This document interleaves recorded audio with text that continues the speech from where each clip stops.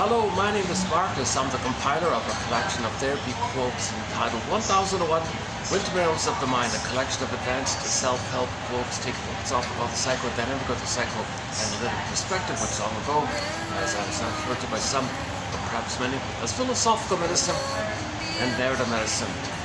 This video will be a shorter one due to a variety of factors. I just want to highlight a point I just found this morning in an article where a lady had a fantasy bond. Babies need to make a fantasy bond that somebody loves them. Even if the mother hurts them, they make up that mother loves them. So they're very invested in that. So to the degree that there was somebody around that loved them, they're suspended there, and that's their hope, that's their connection, that's their attachment. But it wasn't enough. So they maintain the fantasy that's always there, and they kind of sort of set there kind of thing. Now the mother's unavailability, okay, that means there'll be anger towards that rebounds in, that's anti-self system. So the mother unavailable, feeling rejected, you might internalize the voice that I'm no good, and then you're angry at your mother. That's a cry for love to the mother, but it blocks rebounds in, then you're angry at yourself, criticizing yourself. So that's the anti-self system, self-system. So to the degree that mother loves you, that supports your self-system, your budding beauty, the emerging self, the real self, the true self, the ontological self, the embodied sense of self. You're budding, but it's got to be, enough, so to speak, good enough to continue the blossoming. But if it's blossoming, but then your anti-self system is blocking it, at some point things freeze up like that. And in that frozen up state, you're suspended with the fantasy bond that mother loves you, and then you're dealing with the pain of your anger and criticizing yourself. Mother loves you, but you're angry at yourself that's crying for mother's love. So you're hating yourself, internal self-saboteur, internal saboteur. You're angry at the mother, rebounding yourself, so attacking yourself, criticizing yourself. So you're hurting yourself in a sense, while mother loves you, and your suspended bond there. You're frozen there with the fantasy bond where everything got frozen. You couldn't develop because your anger attacked yourself frozen. But your mother loves you, or something loves you in your mind, and you're angry at yourself. So you maintain the status of the fantasy bond. Your mother loves you, okay, and you got to deal with your anger attacking yourself. But that's a continuous cry for love. So the anger at yourself is continuous. So you hold on for dear, you're holding on to the fantasy bond. And you maintain that all the time, and you transfer onto others, transfer the symbolic mother, enter food, cookies, okay, and so on. So it can be symbolic items. So you're always suspended, maintaining this fantasy bond, because you're always dealing with the anger at yourself, which is a cry for the mother's love, but she wasn't there, anger to yourself. So while you're holding on continuously, that mother loves you, and you're not alone, and one day it'll continue. You got to deal with the pain of your anger attacking yourself. So that's why you maintain the bond, to feel better about the pain you're in. Okay, so you feel good with the fantasy bond, but the pain of your anger attacks the pain. And so you need the fantasy bond, the pain's there, fantasy bond, pain's there, fantasy bond, pain's there. Now in the fantasy bond, okay, once again, as you go to look for symbols of mother, and that triggers, that maintains the fantasy bond, then the pain is there, the fantasy bond. So the chemistry kind of back, some kind of homeostatic kind of system. So here's a lady, I just saw this morning, this article. Oh, a new venue here. I'm trying out this. I just was walking by. There's a new mall or something, and there's a coffee shop in it. I don't think people know about it, but I got a nice corner. I have a nice little corner unit here. I'm sure it'll fill up soon, so I just thought I'd take advantage of before it'll fill up soon. Anyways, okay. So I'm doing errands today. I'm running around doing a little errands. So this is a late video, a short video, but I want to at least get something out of here. So where are we? Yeah.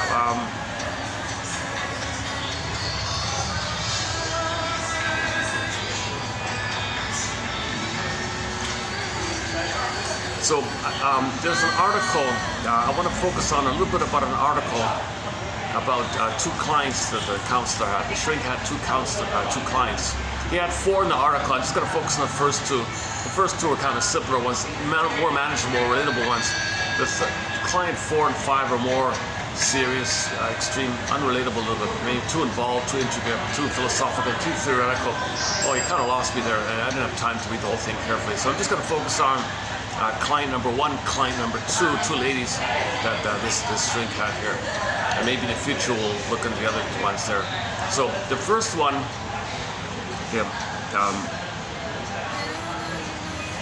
sorry, no, it's the second one. The second one was this issue about the fantasy bond. So it's about a girl.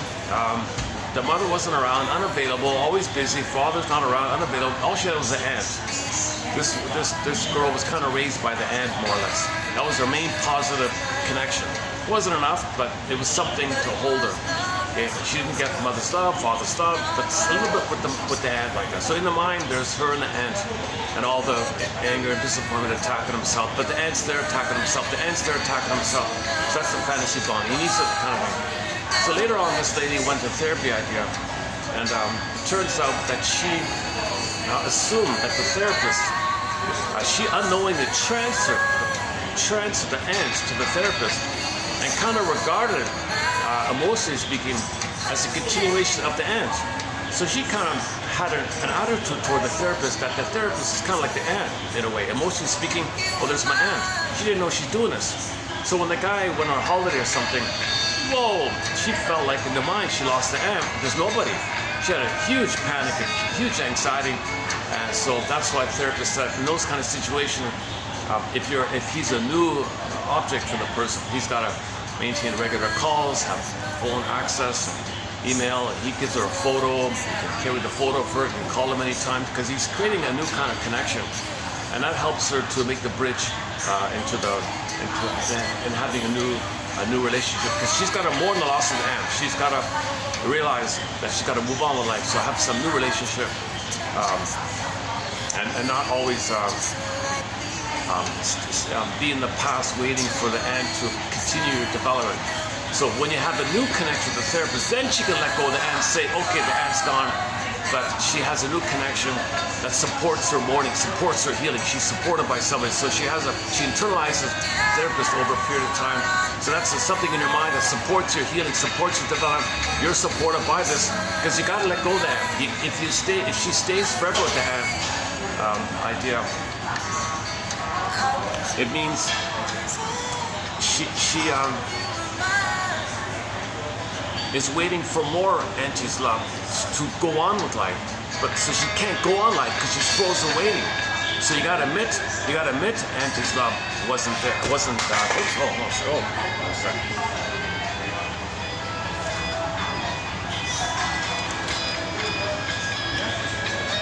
Okay, let me read the article. I think it will clarify. I'm getting a little confused myself here about this.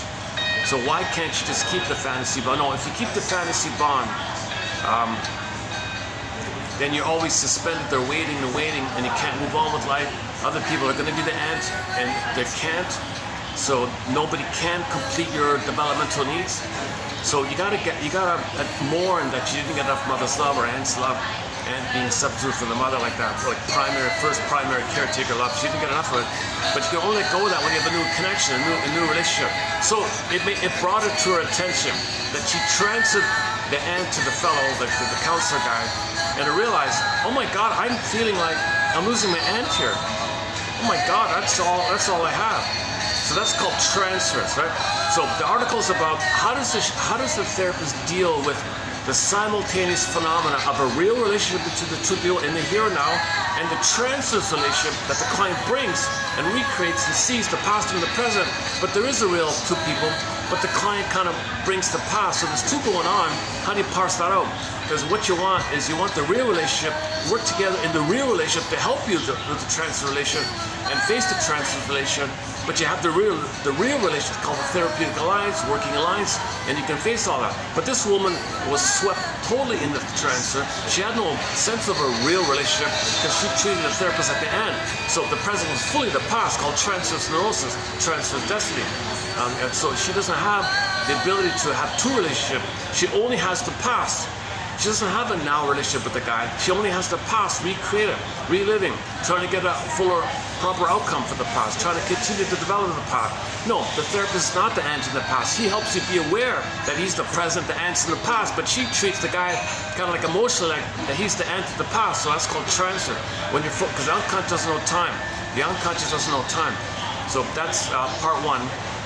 This idea that some clients really only see the past and don't have and the past gets in the way of a real relationship.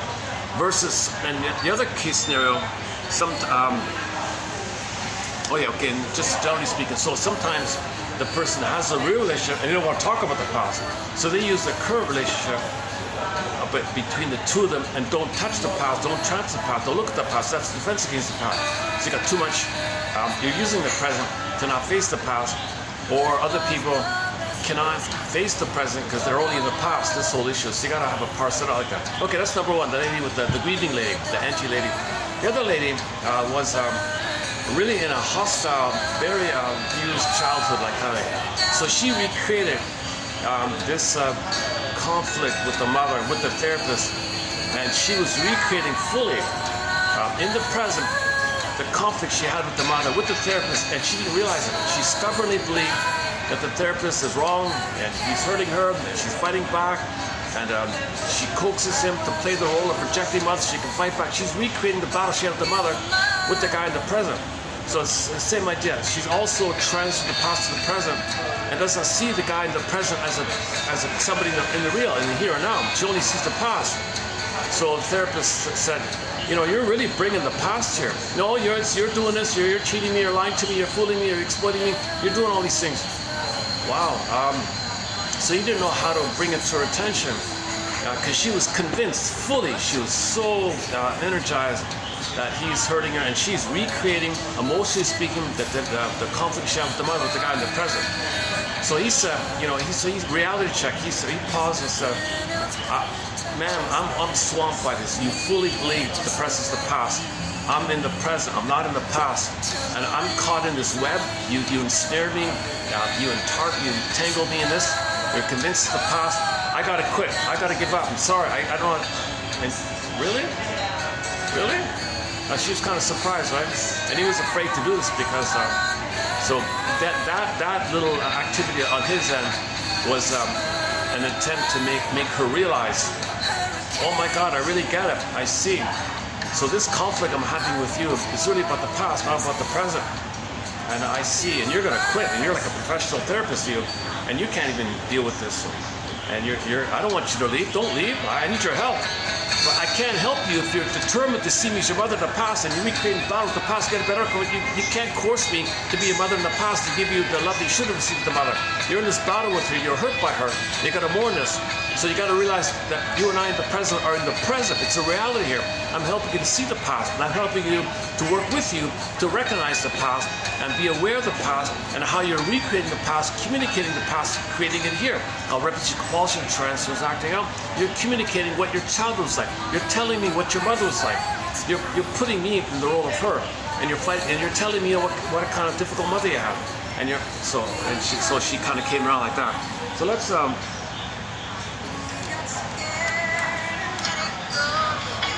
okay, I'm a little distracted because there's so much traffic in front of me here. All these people passing by. What is it? 3:30. Oh, okay. Let me hit the pause button here. Okay, let me read this. Okay, I just found this book this morning. I'm surprised I didn't find it earlier. It's called New Concepts in Psychoanalytic Psychotherapy. This is chapter 3. An article by Kelly and Olson. So I want to just do a portion of chapter 3.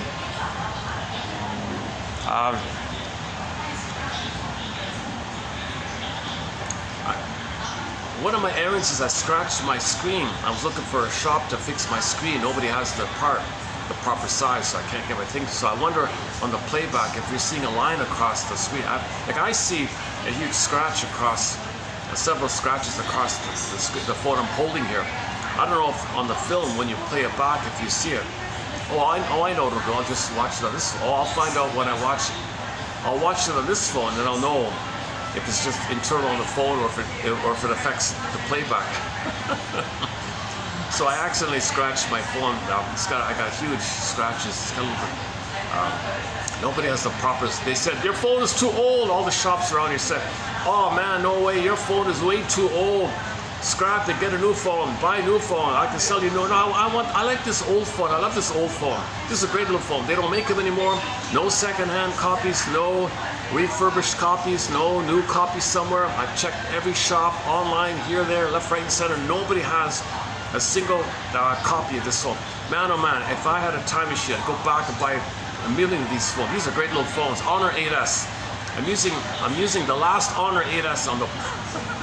It was a widely popular phone. It was they did a great job. This company, Honor 8S. I now realize it used to belong to Huawei. Huawei, the famous Chinese phone company, Huawei. It was a branch of theirs called Honor. I think they since went on their own separately. But back in 2000 something, the Honor was a sub-branch of the Huawei. Man, oh man, this Honor I'm using, it's light as a feather, handy. It's a small, like a compact. They call it a kid's phone. So you can't do too much. You can't, really do too much with it. But if you just want to film, scroll or something, it's great. It's enough for me. It's perfect. Fits in your pocket. It's light as a feather. It's small. I think it's only 5.7 inches or something in height or something.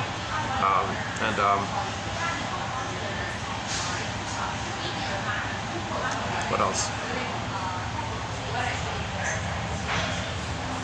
Yeah, so I'm kind of disappointed. So this phone might be coming to. I've got so many scratches and dents and dings and bends, and chips here. I've got so many cracks on this phone. It's just holding. I've dropped this phone 100 times. Great little phone. I even bought it second hand. To tell you the truth, it was like almost. It was for a minimal price. I've been using it, so I'm a real fan of this phone here. Okay, enough about the phone. So that's why I'm at a crazy day here today.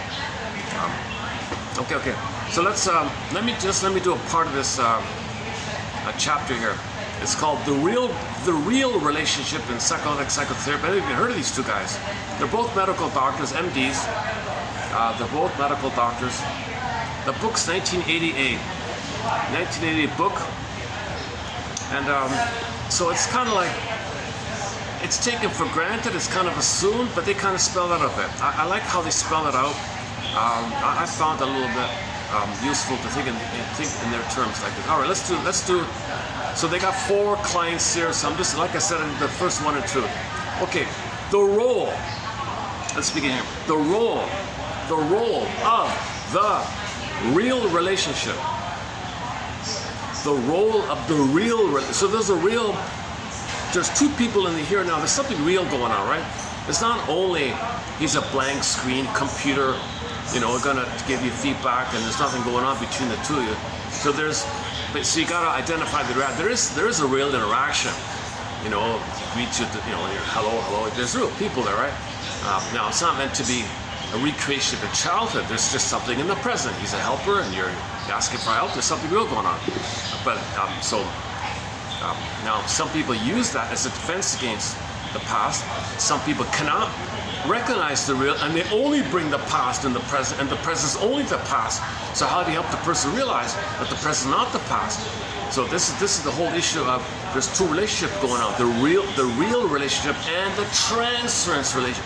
At the same time, parallel, superimposed, intertwined, there are two relationships going on, and the therapist has to be skillful to know what's about the past and what's about the present. So okay, let's go. So let's begin here. The role of the real relationship in psychoanalytic therapy has been a subject of debate. We find that an understanding of this role is valuable and sometimes essential in working with our clients. We will attempt to illustrate this in a bunch of examples here. Example number 1. Okay, this number 1 is the arguing lady. The number 1 is the lady who's picking a fight with the guy all the time. So here's a 32-year-old woman who just fights with the client all the time. Why are you fighting with me all the time? What the hell's going on here? And she's convinced that this is a real live battle with the guy in the present. He had nothing to do with the past. She's recreating the battle with the guy in the present. And he got swamped in. He couldn't extricate himself. He couldn't interpret it. He couldn't have a boundary with her. She was just so convinced. He gave up. I give up. You're too demanding. You're in a transference. They call transference neurosis, a borderline transference psychosis. The psychosis means she really loses it. She really, like she sees the mother there. Like, she doesn't see the mother, but so anyways, okay. A 32-year-old professional woman, and she's a smart, successful businesswoman. It's not like she's, you know, okay. A 32-year-old professional businesswoman had been in twice weekly therapy for 5 months with me, and her progress had taken an increasingly downhill course. To start off okay, and then things went downhill, right? That's what he said here. Okay, bear with me. The copy, it's cloudy. It's very faint and dim, so it's a little hard to read. Parts of this are hard to read, and this is the only copy I can find. Can you believe it? It seems like a good book. Otherwise, all right. Let's see here. Okay, so here's a 32-year-old businesswoman enters therapy. She's been in it for 5 months, but after 5 months, things take a nosedive. What happened here? She viewed, after 5 months, she started to view the therapist as critical. Oh, you're critical. But second only to her own self-criticism. Oh, she criticizes herself and projects her inner critic onto him, and he criticizes her. So she's a really kind of a narcissistic, critical kind of person, it seems, right? It became clear that she was using the relationship, this current relationship with me, increasingly to criticize herself and the therapist. That's all she wanted to do. All she wanted to do is criticize herself and him. He, the guy, the therapist, he had attempted to interpret the hostility that was being expressed in the transference, as well as her identifying and merging with negative figures in her past. Okay, so she identified with the aggressor, mother criticized her, she's the criticizing mother who criticizes herself. And she projects herself onto the guy and criticizes him because she's criticizing herself, and thinks that he's criticizing her when she plays herself be criticized. So you got all this criticism. Okay, so he's trying to help her realize some of this. She seemed superficially interested in this feedback on my part, but nothing really happened. She continued with this. It didn't work. My interpretation, my feedback didn't help. She couldn't break through this. He couldn't help her realize this. She paid no serious attention that there was some progress. She started off very depressed, and she's a little less depressed, so there was some progress, but she ignored that. So that part was ignored by her. Now, the therapist felt stymied, getting frustrated, feeling helpless himself. And he felt like he's got to do more. He felt pressure. He felt criticized. He started to believe it. He started to believe he's no good. He started to believe he's helpless and useless and all. He started to take it on, kind of, that they should do better. And the therapist felt he was somehow doing something wrong, that he's at fault here. He's believing that he's no good. He's losing himself to the therapist, right? She's succeeding in making him believe that he's no good because she believes she was no good. You're no good, therapist, because she's no good. And at the same time, she's criticizing herself, and she's criticizing him because he's her, and she's criticizing. So she's doing both. She's criticizing herself, and she's the critic, like that. So she wants to externalize, project, not know that she feels helpless and worthless, make him feel, aha, I feel tension release, identification with the aggressor. So the therapist got stuck in this. The therapist felt he was somehow doing something wrong, though she had some. Okay, so she was this is going on, right? After some internal struggle and introspection, the therapist decided to change his focus from what was being repeated to the current reality here. Let's look at the current reality. He's saying to himself, what's the current reality between me and this woman here? You say, right? He told her that they were on a destructive downhill course, okay, and that despite his efforts, he was not helping her. And he was unwilling to continue this folie droit, this madness. I'm not going to go on with this madness. I'm failing. It's not working. I'm going to quit, he said. At first, she did not believe it. What? At first, she did not believe that the therapist would be willing to stop the therapy. I don't believe this. You're the therapist. How can that be? So reality check here. He's a real person with pain and feelings. He's a real person. He's a human being with, and you're not seeing him as a regular person, right?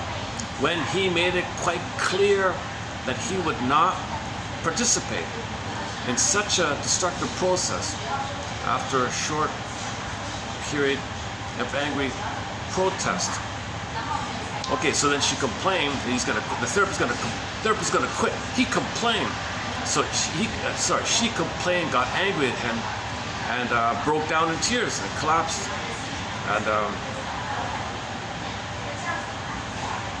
And she said, "You're saying no to me. You're saying no to me, therapist. I was never able to say no to my mother." So she's learning that she was never able to say no to her mother. She recreated the battle with him. He's an adult. He said no. So she's now learning from him that she can say no. He said no. She can say no. She never said no. Now he said no. He's teaching her. You can say no to your mother. You said no to me. I never said no. I was never able to say no to my mother. I never knew how to put a barrier there, and you put a boundary there. I never had a boundary. You put a boundary. So she recreates the whole thing to be aware of the whole thing, and it became aware to her when he couldn't stay in this thing. If the therapist stayed in this thing, nothing helped. There's no progress. So this is the one point, number one here. All right. So this is just one point here. Okay, it's common here. All right. In our view, this vignette illustrates the key to therapeutic leverage. In order to work in therapy using interpretation of transference, the client must have two parallel experiences. One in the real relationship in the present, and the other a reliving in transference of the past. So normally you have two relationships, the real one and the one you're reliving from the past. Okay? Just as the real relationship may be used to avoid the transference, the transference may be used to avoid the real relationship. Right? So this woman was using transference to not see him. All right. So there was only one relationship for her. And the burglar always makes this point. Burglar says neurotics only see the past. They only transfer. They only have transfers really. They only have transfers. They only have transfers feelings, transfers really. They don't have a real thing. They're only replaying, reliving, reenacting the past, like the 45 record again and again. The therapist says, no, there's two people here. I can't see that. I'm in too much pain. I gotta recreate, get a better outcome. I gotta process. Brother hurt me. I'm in pain. I'm angry. I can't be in the present. I'm too much pain. I gotta process. So neurotics mainly just engage in what's called trance. They don't love in the present. They only have this transfers phenomenon, right? Now, in the odd case, in a rare flip cases, some people are in a present relationship and somehow manage to avoid anything to do with the past. So they deny the past and just focus on the here and now. But that's not going to work either. So they're both flawed. Both ways are flawed, right? All right. Where are we here? Okay, both client and therapist may experience resistance to the real relationship, just as both might have resistance to the transference relationship. The vignette also illustrates our expectation that the therapist will be emotionally involved in the therapy relationship at times beyond the significant level, signal level. Hang on. There's a second level. There's a second level. I'm in a combo mall in an office tower, so I think I'm okay here.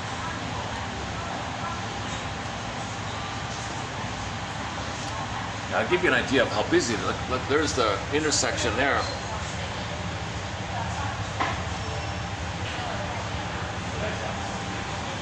Actually, their coffee is okay. These guys here. I'm not even sure where they're from, really. Okay, I don't really know. I don't see this shop. Yeah, okay, never mind. That's better than expected. This coffee, all things considering, this is one of the better ones. There's a really high-end coffee shop just next door, packed lineups. This one here is empty. What a difference. There's a really high-end, one of the finest local coffees. It's a famous brand just next door. They've got a few shops, not too many. They've got a handful of shops around the city. And I noticed there's one there. And it's very expensive. It's like double. Yeah, it's about, almost, not quite, almost double the price. But it's really different. You feel the difference. It's really different. All right. I guess this place will take the overflow, right? Like in my case here. Okay. Enough about this. These side comments here. Disclaimer. I have anxiety. I have not been analyzed. I don't have a BA. I've never studied psychology. I'm the compiler of these quotes. So what I'm doing is I'm finding interesting material, the quotes, sharing, discussing for my self-learning and sharing. And I hope it can be helpful. I hope something in these videos can be helpful either in my discussion or in the printing and the publication or in the inclusion of the quotes in the box there. You click the more link, you see the quotes there. So we have 20,000 quotes so far overall. I mean, not all in the channel. Maybe the channel has about 10,000, I think. I'm basing it on the 90-10 rule that hopefully 1 out of 10 will be of help. So that's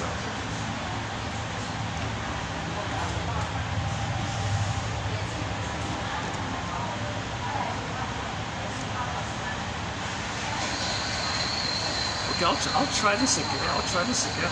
I can't believe I got a half an hour here uninterrupted. I can't believe it. They literally just opened this meeting, so nobody knows it's here. Okay. Maybe by tomorrow it'll be packed already. It's a nice little corner, eh? Talk about all the activity, right? There's the sky train.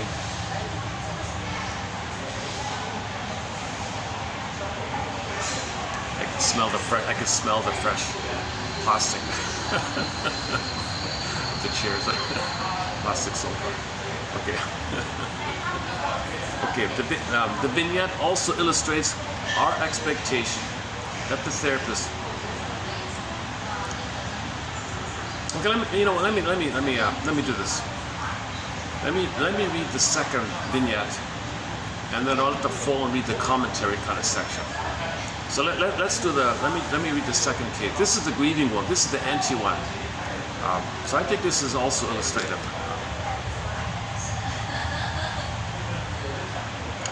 So what I'm getting at is I think this article is trying to highlight, make you aware what's in the present and what are you reliving in the present that's really a reliving of the past, called transference. Transference reliving. Okay, symbolic reliving. Okay, so you've got a prototype from the past, an imprint from the past, a map, a blueprint, and all you do is just create again from that stencil, schema. They call it schema, right? You got a schema. The present, you follow the schema. It's an armoring. So you coax people, you see people, you prod people, you create things, you see it in a way. That's all you have. It's your armor. You're afraid to get out of it. And if that armor includes the fantasy bond, and then you do transfer the fantasy bond, and that person playing your fantasy bond, and they go away on holiday, you feel abandoned, you feel what they call disintegration anxiety. So she panicked immensely. And so he sent her emails and phone calls and photos, and here's a photo of me. Oh, okay. Here's a teddy bear. So she had to realize she had to find a way to connect with somebody new. Because there's a lot of anxiety when you step out of your past and live in the present. And you need the current real relationship to face and mourn the past. You need a new relationship in the present. You need a real relationship in the present to be able to mourn the past, grieve the past, let go of the past, emancipate yourself from the mental bondage, she calls it. It's a bond, but later it's a bondage. Okay, emancipate yourself from mental slavery. Okay, they call it slavery because it keeps you in the past. You dwell in the past. You live in the past. You don't see the present. You don't love in the present. Yes, you understand the present is the present. You pay the bills, drive a car, but your emotional agenda, relationships, your emotional agenda of what you're hoping to create, what you're hopefully looking for, what you're secretly looking for. So you're looking for the resumption of your development. So you want to resume your development. It got frozen. Your development got interrupted. Development interrupted, right? So you want to resume it.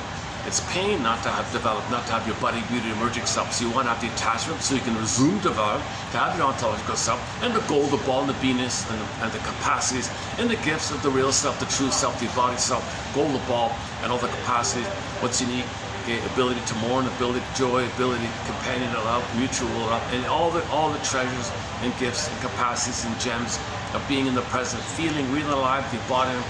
It's the quality of these feelings that determines the quality of our life. I feel that I am, I feel, and with that, and all the capacities of the real self described now. The Master Center does one version. Okay, example number 2, vignette number 2. Vignette number 2. Oh, I see what's going on. I drank this coffee. It's a double size for me, right? I usually just drink the small one, yeah. All right, that's why I'm a little hyper here. Okay.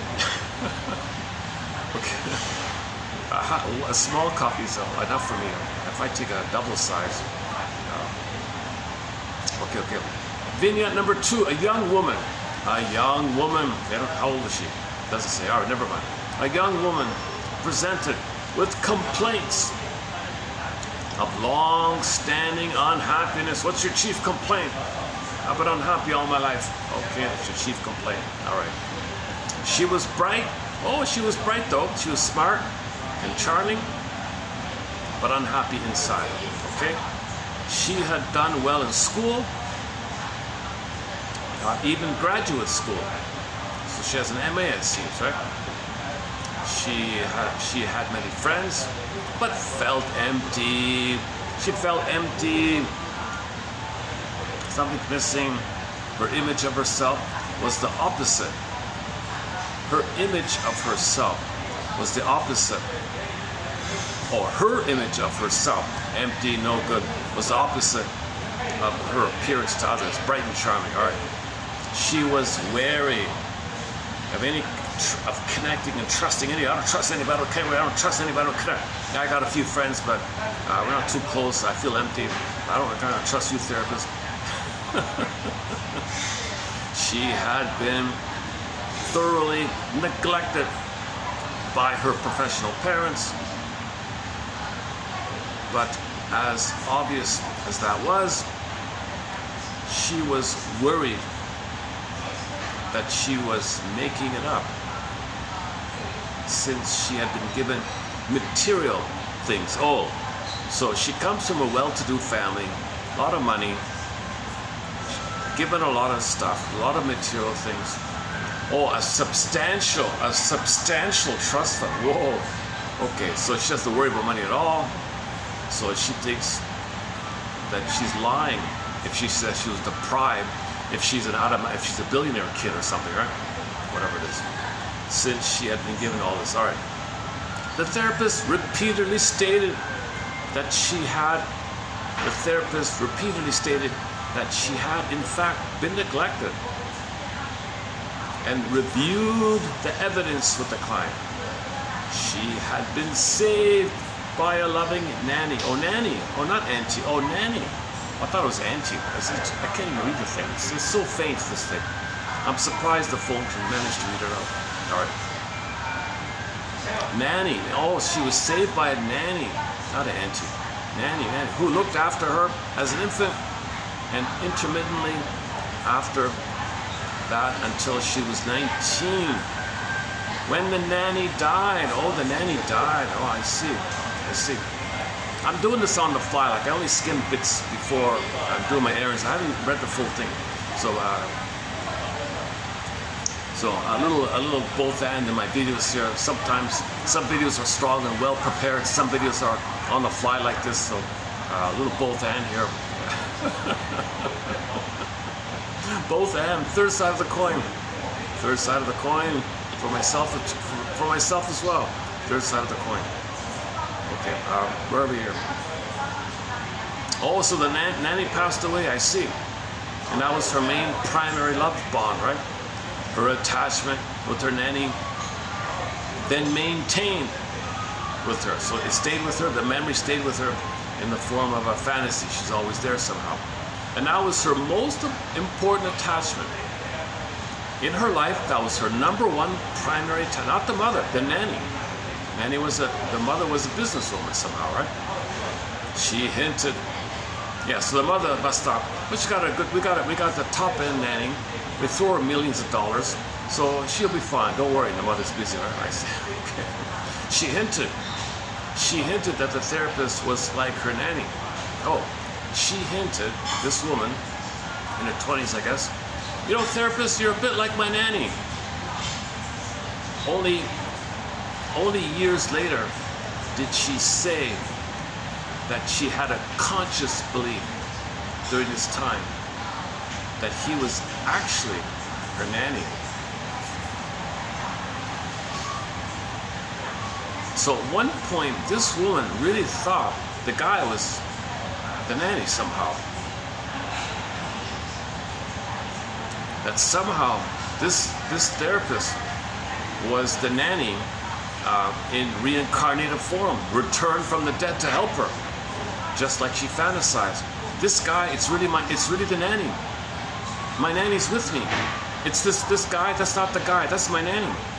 Yeah, I see it's a mask, but it's really the nanny inside. The nanny's helping. Way to go, nanny. All right, thanks. You're here. So the fantasy was so strong.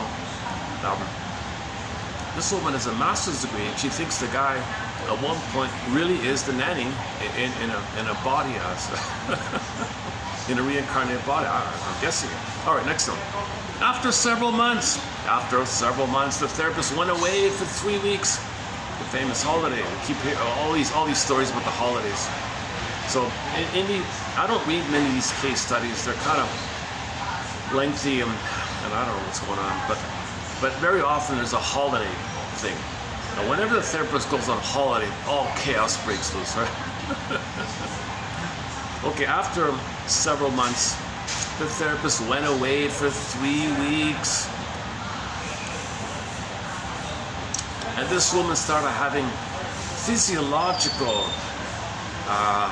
variations. So I don't want to read it here, it's kind of personal. So she had some kind of things going on in her. So her physiology in the body was doing unusual and irregular kind of things. Maybe out of stress or out of fear or something like that. All right. She felt hopeless with him away. She felt empty with him away. She was despairing and even lost 15 pounds during those 3 weeks. She lost 15 pounds. That's a lot for 3 weeks, right? 15 pounds. Yeah, that's a lot. Oh my God. Oh, so she lost a lot of weight during that time. So she couldn't eat. She was stressed out. Okay. After this, he was careful to maintain the client's connection with him over separations, using telephone calls and a picture of him. Here's a picture of me that the woman carried. She carried the photo of the therapist. That's a new one, right? Okay, bracket. C. Adler and BUIE's 1979 discussion of treatment of the problem of aloneness. All right, next one. The patient was gradually able to call the therapist's voice to mind. Okay, I see. So now she can hear the man's voice. That it's his voice, not the nanny's voice. It's the man's voice, right? So now she's getting better, which helped her to contain her distress. After 2 years, she came to a crisis that proved to be a watershed in her therapy. She began to be able to call to mind a visual image of him. Aha, now she can see him somehow. Whereupon she became seriously depressed. Oh, I thought, oh, watershed, oh, I see. Well, now she's realizing it's not the nanny. Okay, so now when it sinks in that he's not the nanny, I hear the voice, now I see him, I thought that was the nanny, that's not the nanny? Now, crisis for her, right? She was emotionally distinguishing him from her nanny, which caused her to feel an almost unbearable sense of loss. She said she felt she had to choose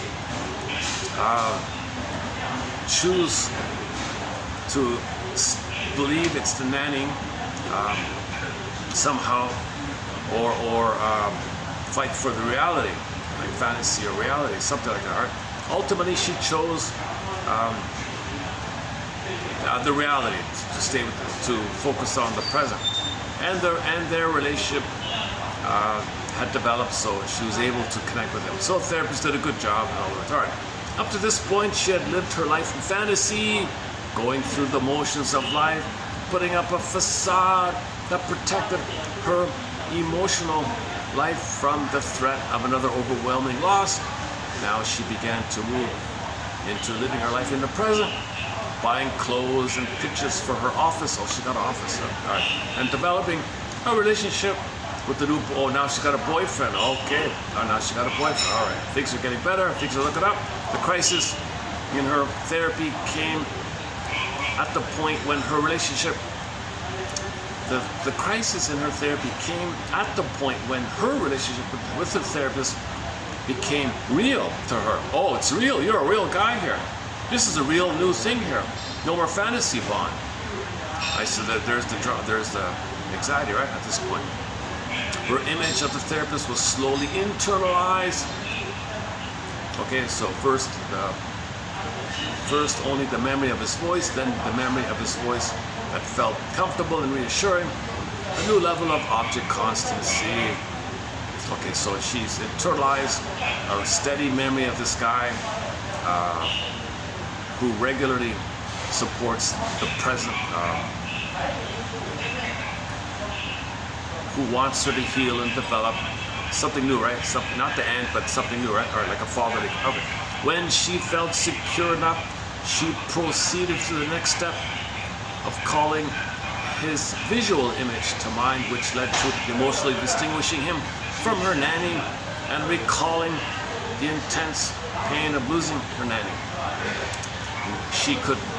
She now could bear this pain because of stronger internal structure supplanted by the continuing relationship with him. When the therapist became emotionally real, she was flooded with the pain of loss that she had avoided at all costs since she was 10.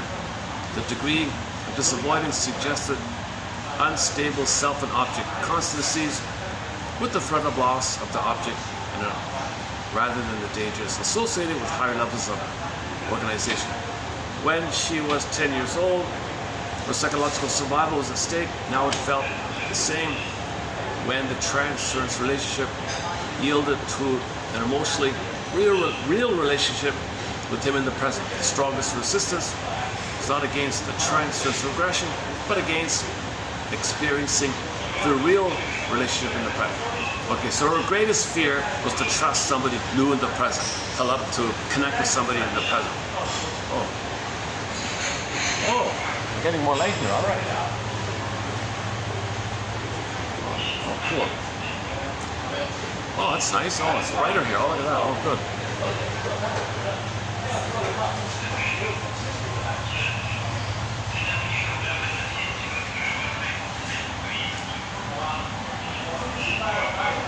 Yeah, he's loud. The guy behind me is loud on the phone, so I'm loud. Okay. Okay, let me do this. Let the phone read this first part out. I'll skip vignette 3 and vignette 4 and jump to the concluding comments. So let's see how it works here.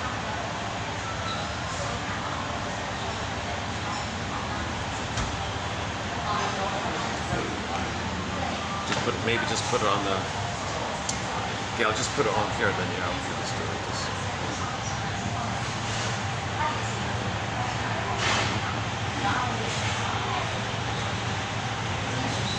Homer E. Olson, MD. The role of the real relationship in psychoanalysis and psychoanalytic psychotherapy has long been the subject of debate. We find that an understanding of this role is valuable and sometimes essential in working with our patients. We will attempt to illustrate this in the clinical examples that follow. Example 1. A 32-year-old professional woman had been in twice-weekly psychotherapy for 5 months, and her progress had taken an increasingly downhill course. She viewed the therapist as critical but second only to her own self-criticism. It became clear that she was using the therapeutic relationship increasingly to attack herself and the therapist. He had attempted to interpret the hostility that was being expressed in the transference, as well as her identifying and merging with negative figures of her past. She seemed superficially interested in these interventions, but nothing therapeutic took place as she adamantly continued to destroy the therapy, herself, and the therapist. She paid no serious attention to our lack of progress with her depression. The therapist felt angry, stymied, and helpless to change anything, and yet he felt an urgent need to do more, to do better. The therapist felt he was somehow doing something wrong. Though she had some worrisome suicidal thoughts, her ability to function, while limited, did not point toward hospitalization. After some inner struggle and introspection, the therapist decided to change his focus from what was being repeated to the current reality. He told her that they were on a destructive downhill course and that despite his efforts, he was not helping her, and he was unwilling to continue this process. At first she did not believe that the therapist would be willing to stop the therapy. When he made it quite clear that he would not participate in such a destructive process, after a short period of angry protest she collapsed in relief and said tearfully, "I could never say no." In our view, this vignette illustrates a key to therapeutic leverage. In order to work in therapy using interpretation of transference, the patient must have two parallel experiences, one of the real relationship in the present, and the other a reliving in transference of the past. Just as the real relationship may be used to avoid the transference may be used to avoid the real relationship. Both patient and therapist may experience resistance to the real relationship, just as both might have resistance to the transference relationship. The vignette also illustrates our expectation that the therapist will be emotionally involved in the therapy relationship, at times beyond a signal level. Since there is no real relationship free of transference, either in the patient or the therapist, our use of the terms refers to the predominant aspect that is operative at a given time in the therapy. Although interpretation of the transference relationship is of major 45. 46. New concepts in psychoanalytic psychotherapy. Importance, in this clinical example, recognition of the reality of the therapeutic situation and the reality relationship became the overriding issue. The patient was having one predominant experience, in which she relived the past. Transference interpretations were ineffective in the face of the patient's inability to test reality and the increasingly destructive course of the therapy. She could not contain an aggressive current in herself. The reality confrontation, that the therapist refused to participate in what he believed had become a verbally uninterpretable reenactment of a sadomasochistic scenario of the past, clarified the relationship in the present. Without this clarification, the patient could not find a new perspective on the past but could only repeat it behind a veneer of living in the present. The patient was an intelligent, talented woman who had gone far beyond her limited socioeconomic background. Though there was no overt physical abuse in her history, both parents were quite unresponsive figures who reacted indifferently or with anger to her needs.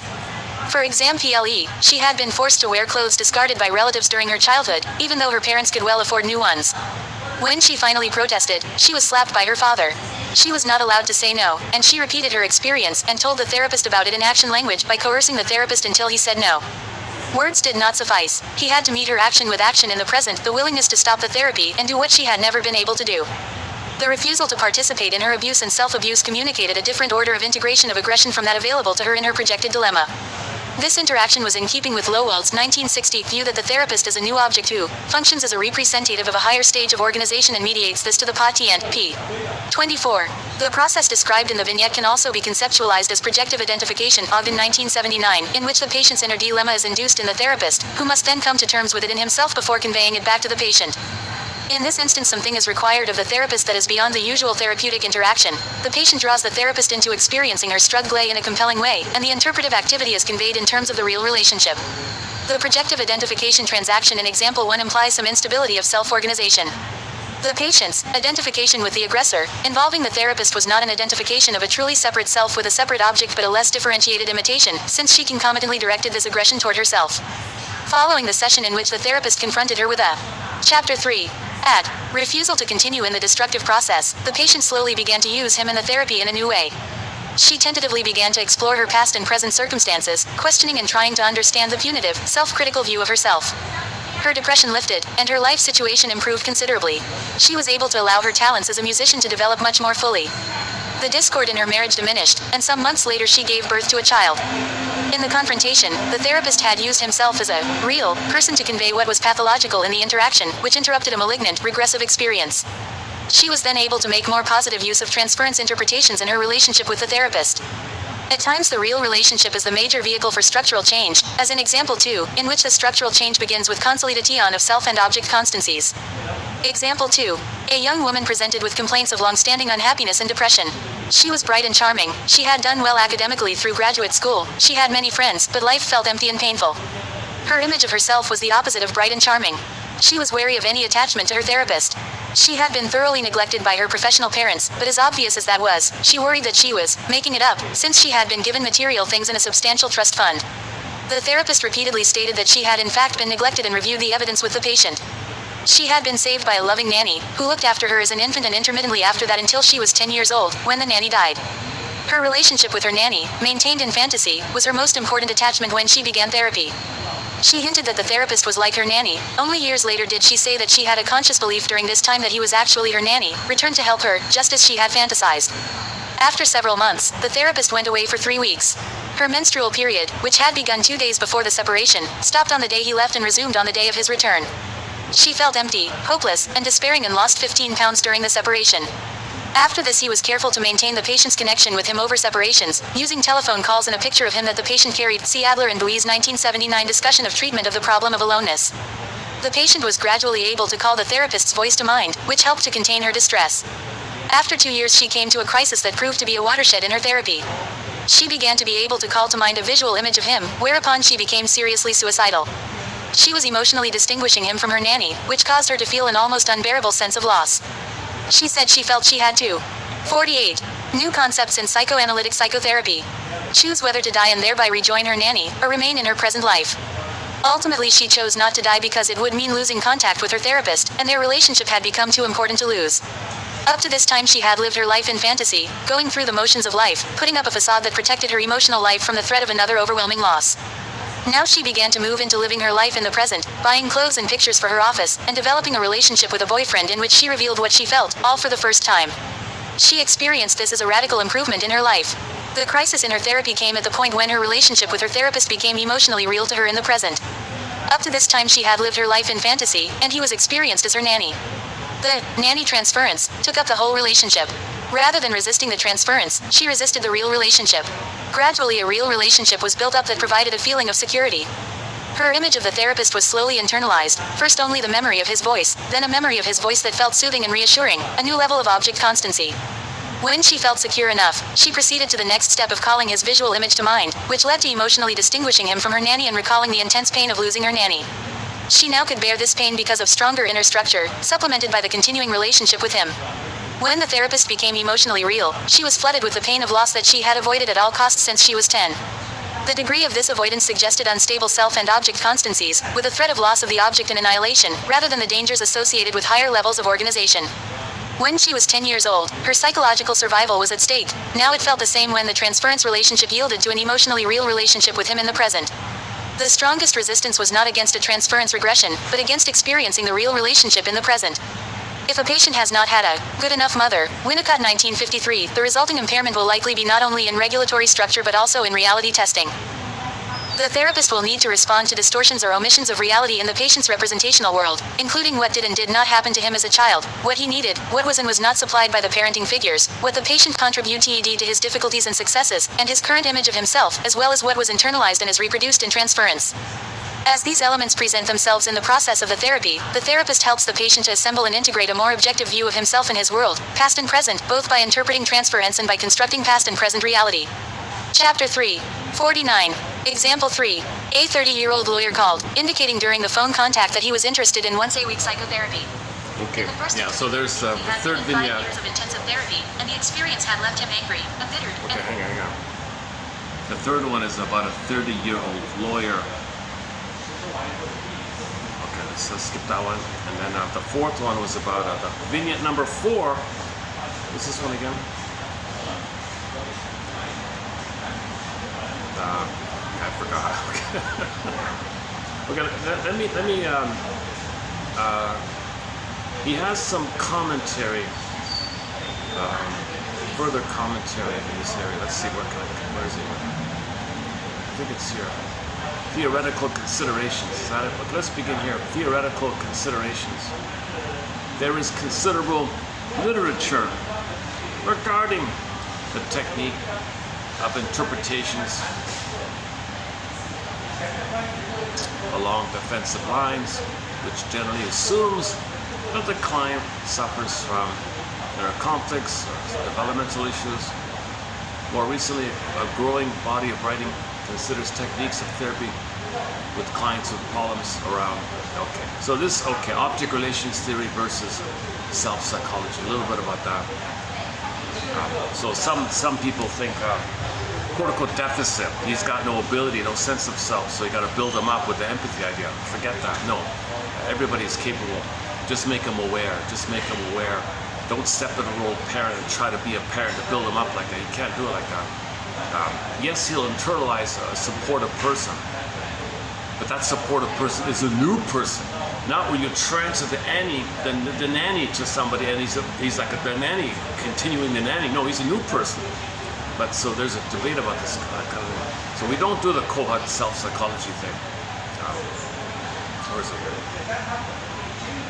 Lowald in his 1960 paper on the therapeutic action of psychoanalysis puts the real relationship into a developmental perspective.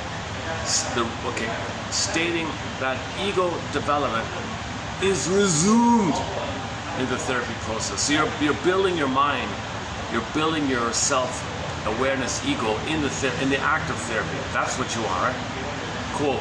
And this resumption of ego development is contingent on the relationship with the new object. This is not primarily. Okay, let me let the phone read.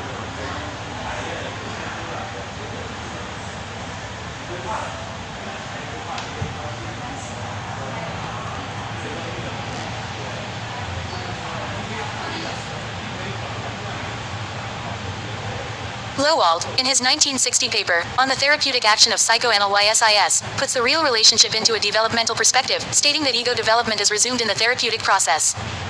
And this resumption of ego development is contingent on the relationship with a new object. This not primarily in the sense of an object not previously met, but the newness consists in the patient's rediscovery of the early paths of the development of object relations leading to a new way of relating to objects and of being oneself. The parent-child relationship can serve as a model here. The parent ideally is in an empathic relationship of understanding the child's particular stage in development, yet ahead in his vision of the child's future and mediating this vision to the child in his dealing with him. In contrast to the analysis of the classical psychoneuroses, in cases with obvious ego defects, especially in borderline cases and psychoses, processes such as tried to sketch in the child-parent relationship take place in the therapeutic situations on levels relatively close and similar to those of the early child-parent relationship. Okay, hang on. Let's not get too. We're getting too. Hang on. 1977 notes that. I want to read there's somewhere in here. There's more comments on those first two vignettes. I just want to focus on the vignette. Where are they here? Discussion. Let's try this one here. Discussion.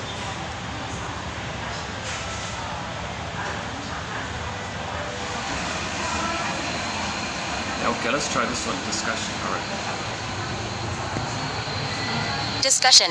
The patient's psychic organization may require a defensive avoidance of new, effectively alive, real relationships, or aspects of real relationships, in the present. The motive for the avoidance may be a threat of disorganization or loss of an aspect of the self, or of object loss, and not necessarily structural conflict. Access to the crucial structures is not through interpretation of transference but through dealing with resistances to the experience of the real relationship. In our case examples we have tried to illustrate some different technical uses of the real relationship, which vary with the developmental level of organization of the patient in different stages in the process of the therapy. To the extent that a patient is able to consistently experience the real relationship alongside his transference reactions, and can maintain regulatory and observing functions, the real relationship may be taken for granted and remain relatively silent. We have found such patients to be uncommon. In our view, the importance of the real relationship arises not only from its value in dealing with transference reaction. The real relationship is at times itself the vehicle of the therapeutic process, see examples 1, 2, and 4. At other times attention to the real relationship is necessary to establish the two parallel experiences, real relationship and transference relationship, that are essential in making use of transference interpretation. In either case, the patient's resistance to experiencing the real relationship may be a crucial aspect of the therapeutic process. At times the patient's transference experience of the therapist may overwhelm his reality testing and obliterate his experience of the real relationship, so that all interpretation will be experienced by the patient as a repetition of the past. Example 1 illustrates this situation. The patient in example 1 was contending with aspects of herself and 58. New concepts in psychoanalytic psychotherapy. Her aggression that she experienced is intolerable. She attacked the therapist in a critical, sadistic way, and using her sadistic superego, she treated herself the same way. She expected no help from the therapist, which was also what she felt she deserved. As the therapy proceeded, she induced a version of her conflict in the therapist. He felt critical of himself. He worried that his interventions might be somehow sadistic. He felt victimized and helpless to do anything about the aggressive onslaught, and yet he felt urgently that he needed to do something to help. For a time he could not extricate himself because he felt he would seem unresponsive, indifferent, or attacking, like her parents. Her problem had also become his problem. His experience of her struggle was more intense than the signal level that occurs with higher levels of organization. Her problem had crossed the self-object boundary. She had changed the real relationship by changing him. At times in therapy, the therapist needs to find and validate the patient's real qualities in the present. In this instance, the first step was for the therapist to find and validate himself.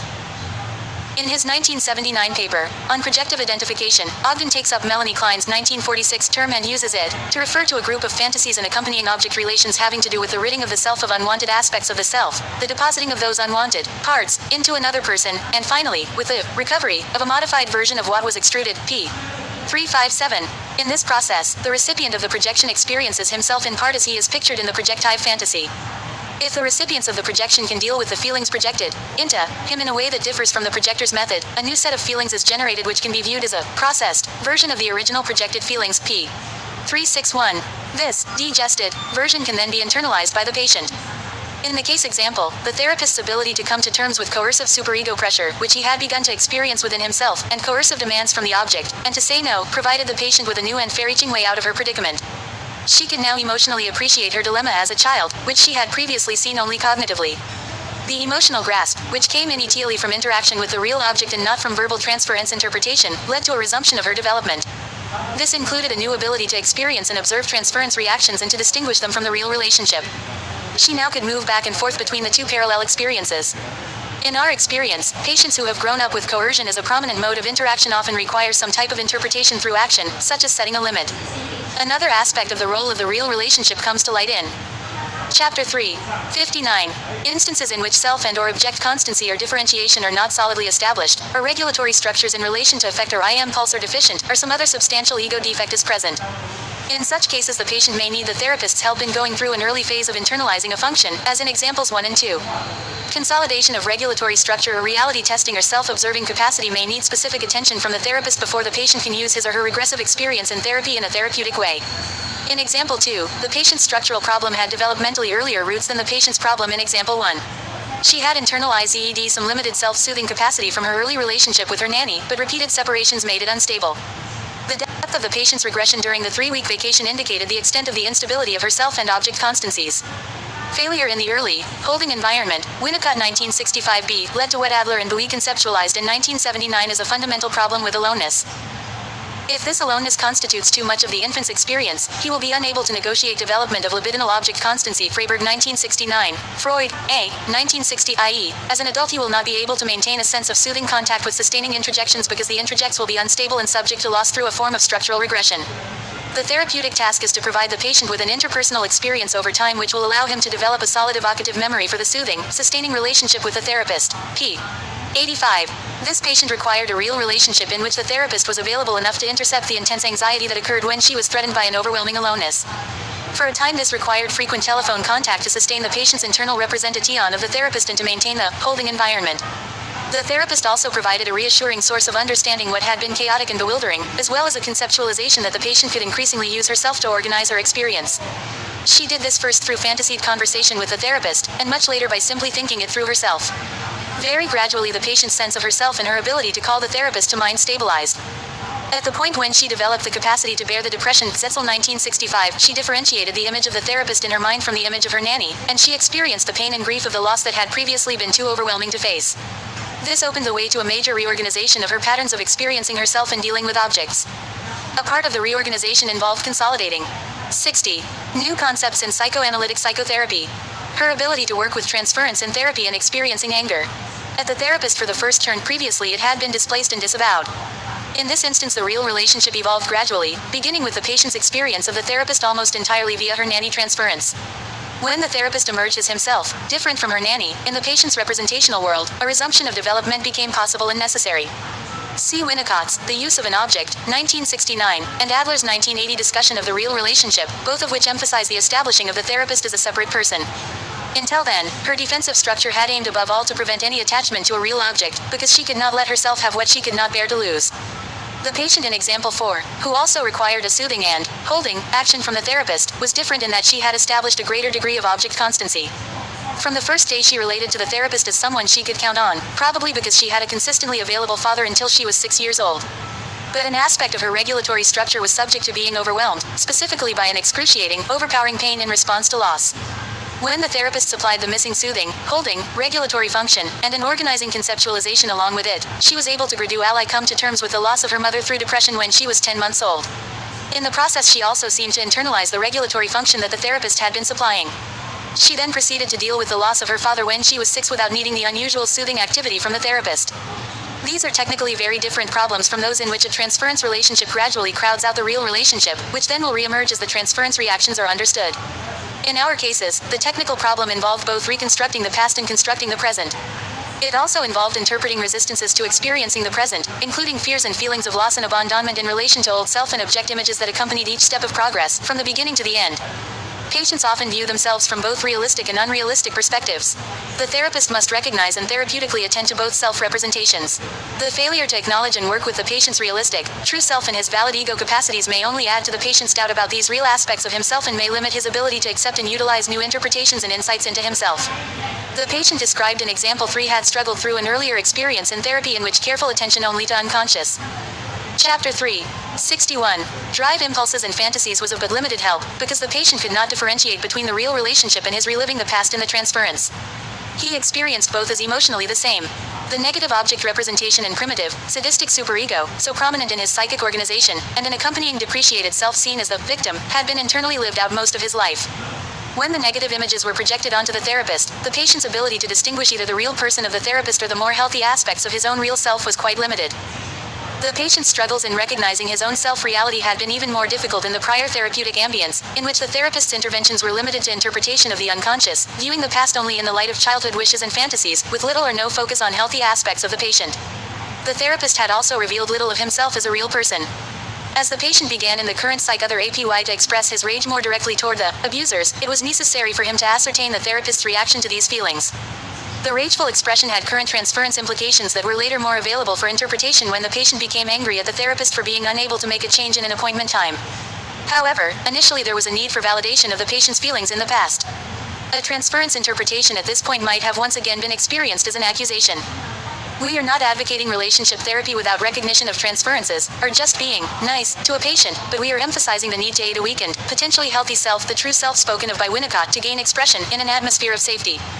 Of course, it will also be necessary to make transference interpretations, but they should be made in a real relationship that is monitored and made explicit in such way that the patient can understand what part of his experience is a manifestation of the past.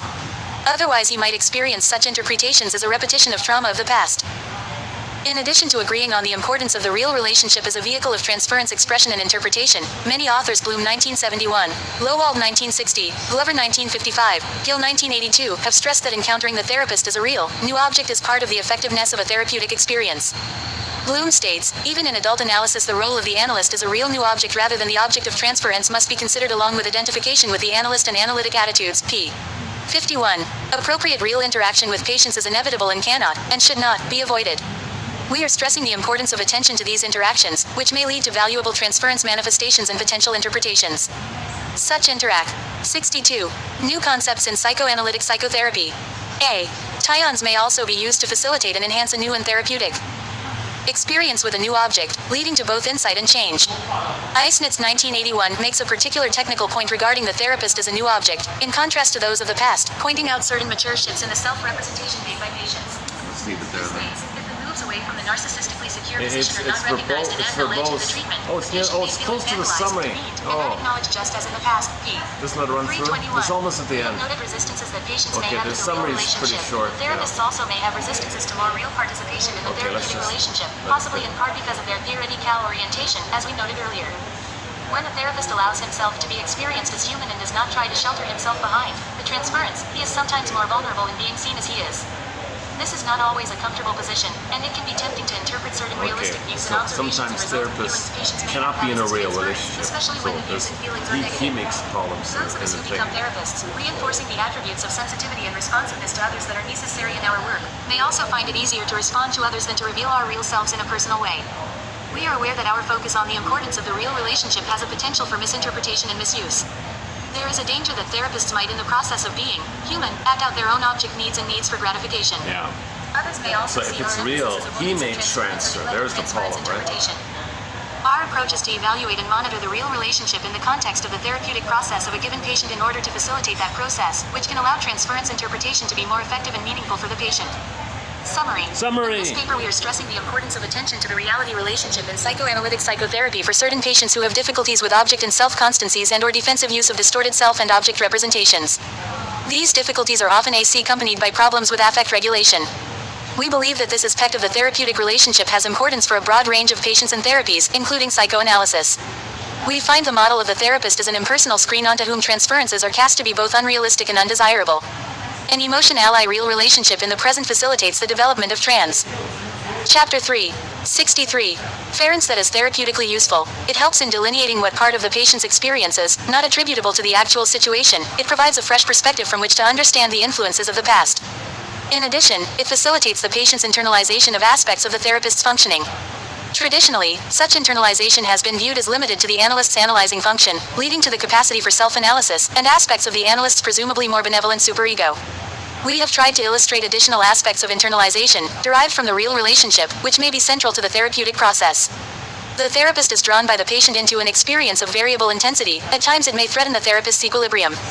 While the therapist's transference to the patient might be a major contributor to this experience, we believe that his reactions also occur on a counter-transference basis and may be a necessary and productive part of the therapy process.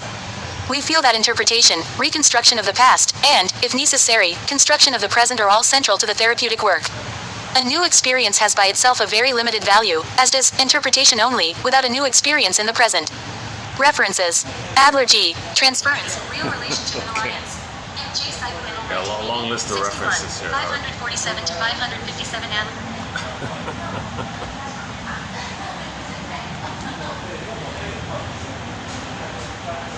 So my understanding of it is just the awareness that there are two relationships going on in any two people interaction.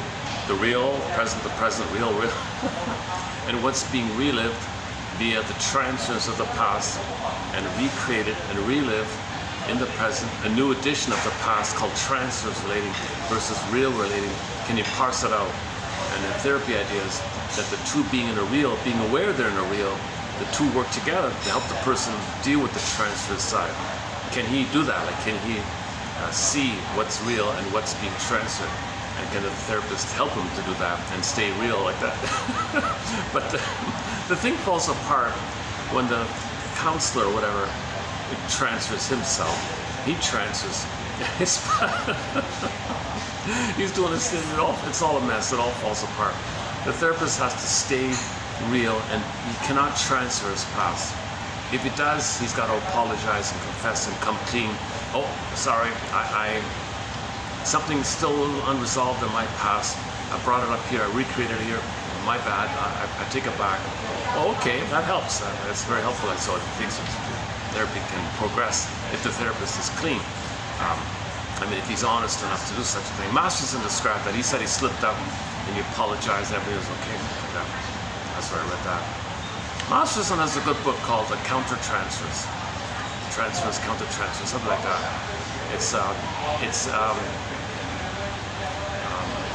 It's him giving feedback to his students, where the students are presenting their problems to him, and you read about his feedback to the students. So it's it's an excellent book. So yeah, I'm gonna sleep it there. How are we doing at that? And my battery's probably almost at the end. I've only got about maybe 15 minutes left on the battery. Yeah, because at the show I forgot the backup battery. So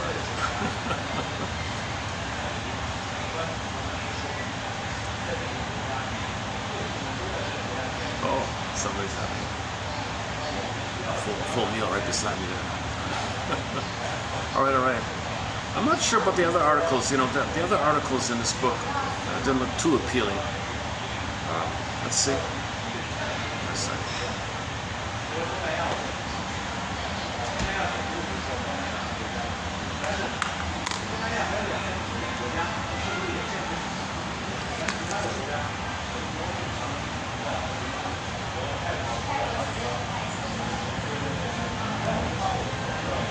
Oh, my phone's very slow. I've got a very slow.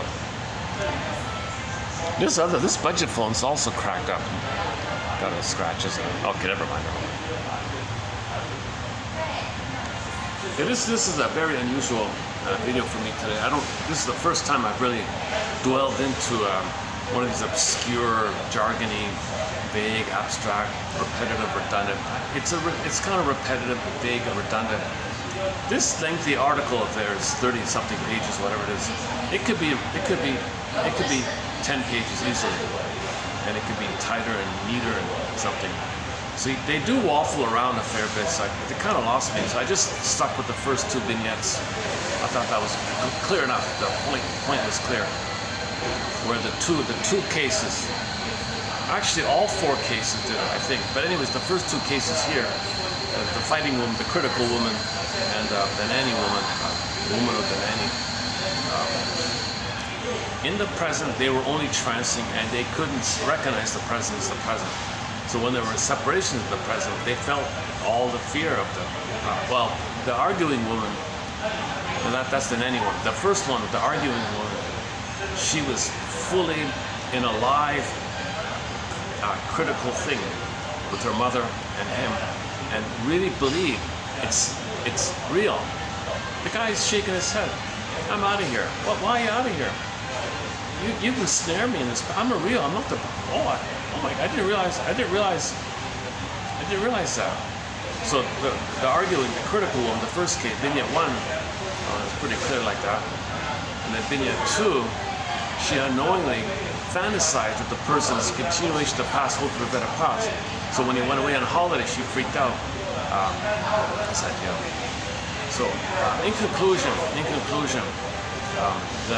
somebody said that the ending of therapy ends when I've never done this, but I keep reading about this. Therapy ends when the client can internalize in his mind as a quote-unquote object constancy, a constant, like a regular memory, a regular presence, a regular experience, a regular wiring in of somebody, a memory, something in your mind that's supporting you, there for you. It's a new thing. You never had that before, right? So with over 2 or 3 years of this, it carries with you kind of, and that's linked to you being developed, you being supported, you being seen, you being okay to be who you're meant to be. In the third vignette, we didn't play the third vignette. He said he went to the previous therapist and he was always trying to use humor as a defense, to trick him in and to charm him as a defense, and the therapist would never ever laugh at the guy's jokes or something. But in this case here, he said, that's a genuine, real skill you have, and he laughed. That's something real, that you had a real fun, insightful thing to say. I didn't see it as a trick on your end. I saw it as some creative thing on your side. So the therapist laughed. He said, never in my life has anybody recognized my talent of telling jokes. The past guy thought that was just a trick. The other thought it was just being hostile, being cynical. But I think there's something, I have some skill here. You're right, there's something skillful. So he supported his real self-ability. And he was the only one, in this case here, vignette 3, he was the only one to recognize some skill of his, some real, present, authentic trait that he had. He never had that before, right? So that was developed, right?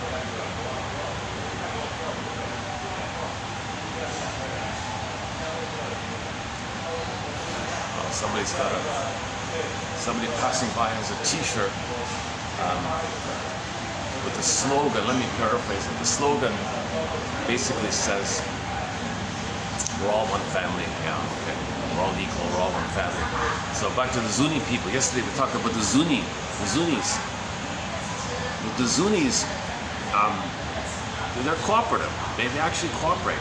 And the Sioux, S-I-U-X, the Sioux, the cooperation is not it's there, but it's minimal. They're very generous people. They're very generous. There is some competitive, but it's not too much. So this thing about the competition is that it's a social, psychological, traumatic. We're not biologically born like this. We're meant to cooperate. Human, family, earth. And that guy's T-shirt was kind of in that area. So that was a Zuni shirt. You should learn more about the Zunis, eh? Oh, speaking about indigenous people, yeah. Let's wrap up with a song. Beatrice Deer's back. She's got a new album. Let's close up with a song by Beatrice Deer. I think it's going to get busier. It's 4:40 here. Yeah, okay. I just found out this morning Beatrice Deer, one of our musical voices in our soundtrack. We haven't played her music in ages. So she has a new album. This song is called Caterpillar, based on an Inuit. So she sings in her first language, Inuktitut, Inuktitut, something like that. Just don't know how you pronounce it.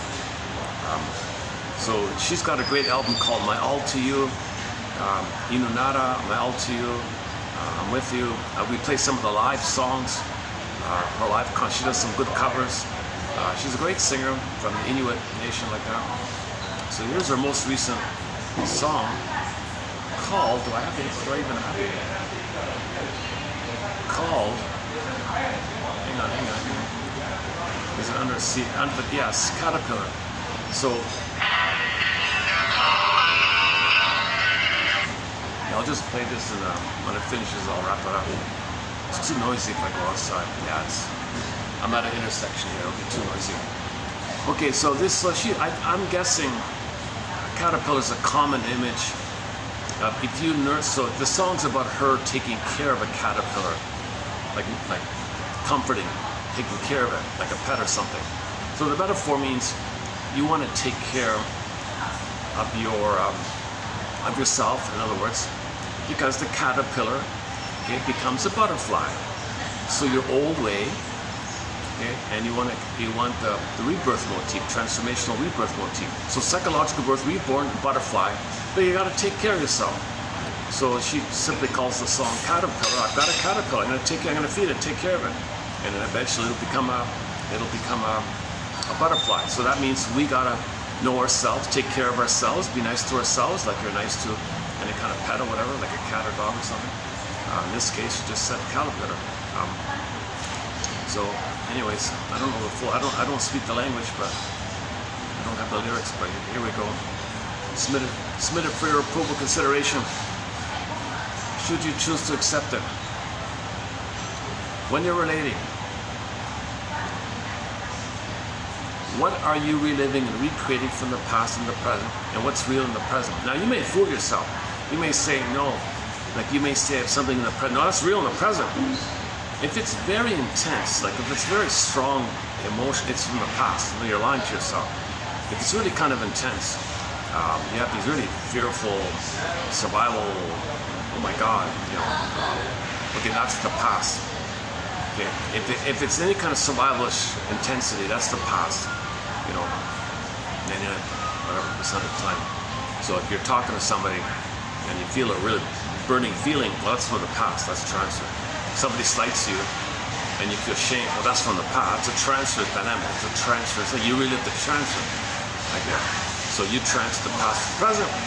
Okay, somebody slighted you, remind you of mother abandoning you, and when your mother abandoned you, wasn't there for you, you felt shame, and that's being triggered by the slight in the present. So that's a transference reliving. If a little thing causes immense pain, or the real thing is empathy. While the guy's busy or whatever, or he's triggered himself, or he's wounded himself, or he may be reliving his past in the present. So have a broader have some empathy about this situation, understanding about the present. Like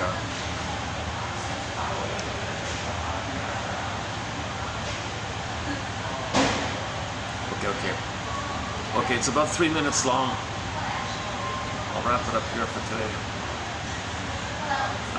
Privacy, I don't want to get people on my camera kind of, but what can I do is just get the sky, I guess.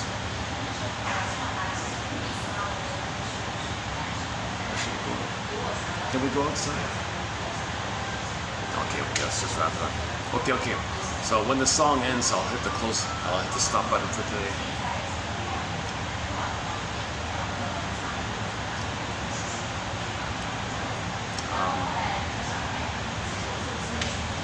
Yesterday was also an unusual video. I was in another new venue. So I'm experimenting with all these new venues. Yesterday I was in a boutique. I found a little boutique hotel that's in the back of a little mall, like a boutique mall, and in there was a little boutique restaurant in the boutique mall, in the boutique. I was there, but it was too small. It was too many. Everything was too small there. So we had part of the video there. Okay, so recently we've done some good quotes. I've discussed some good quotes from a book called The Encyclopedia of Human Behavior by Ronald Goldenson, 1970. He was a college professor in the day, and this was his main project, this encyclopedia, and I've discussed 3 pages of entries from him. He wrote 1,000 entries, and we've discussed maybe 20 or so. So check those out. We discussed creativity, repetition, compulsion, transference, resistance, repetition, compulsion. Oh boy. What else did we do? I gotta say. 47. We discussed the Zen Buddhism. Oh, check out the Zen Buddhism. Okay. The compulsive gambling. We did and we did narcissism, compulsive gambling. What else? The Zuni. Free association, defense mechanisms. Passive aggressiveness, the bell indifference one. Birth trauma, auto rank. And a couple of compensation. And what else? So it's 30, that's it, 35, 40, 49. Okay, that's about it, okay. Okay, in the pipeline, in the next video, I'll have another quote from Arthur Janoff coming up in the pipeline. So coming up, we have a quote about the link, about one of the ways we deal with psychic pain, emotional pain. So there are many ways to assuage, bury, deny, don't believe it's there, make yourself numb to the pain, and so projection, repetition, compulsion, and so Janoff talks about one of these strategies called defense mechanism. So defense mechanism, the things you do in the mind to make us unaware of the pain. Okay, and there's like a couple of dozen, so we'll add one tomorrow.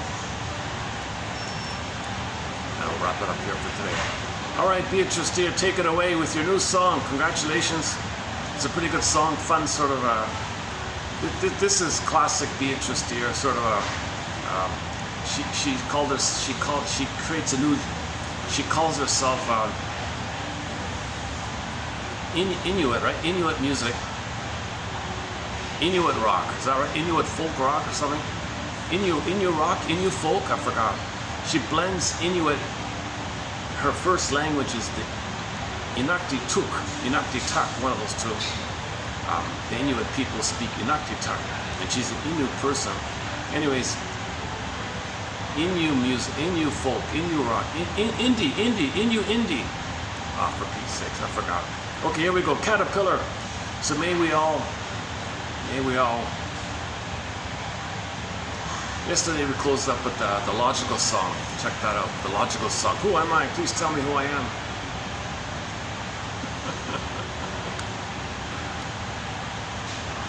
Okay, I'm struggling here at the end here.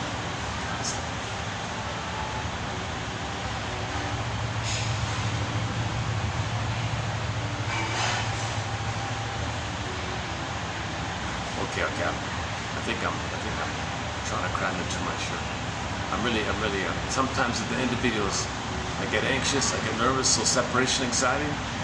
So when I get to the end of a video, oh, people are just arriving. Okay, good timing. All right, I'll just wrap it up.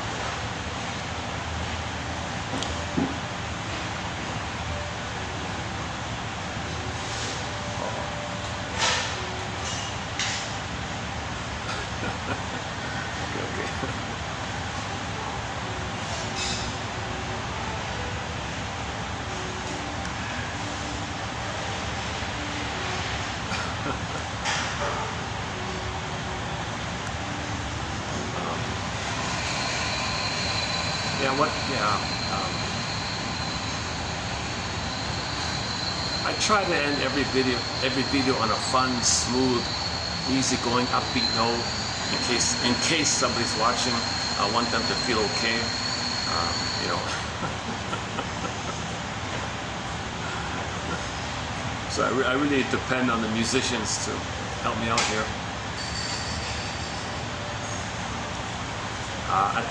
Hopefully these quotes do promote curiosity, empathy, and understanding.